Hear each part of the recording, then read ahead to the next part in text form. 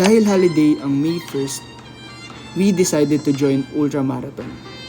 Bale, ito na yung long run namin for the week.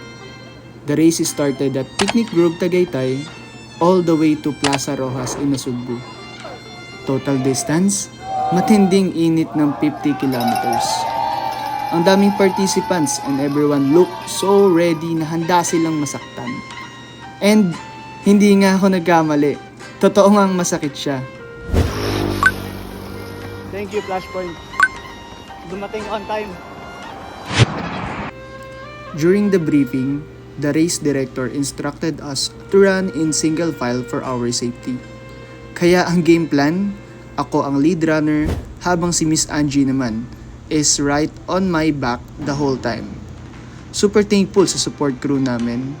On point sila sa mga set distances, kaya every 2 kilometers, humihinto talaga kami to hydrate and replenish. Okay lang. Magic beans daw. Magic beans. Go lang. Magic beans, go. Sobrang init ng race route. And nakakalimutan ko pa maglagay ng sunblock. Aray ko talaga sa hapde.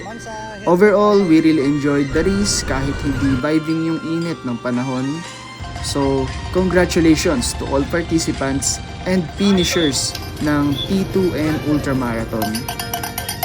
Recovery and rest well. See you sa mga next races. Cheers!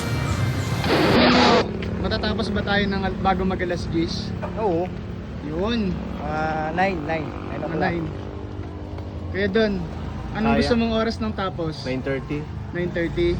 Para makatulog na tayo. Para makatulog na. 9:15. Yun. 9:15. Kaya ng ano? 9:30 daw eh.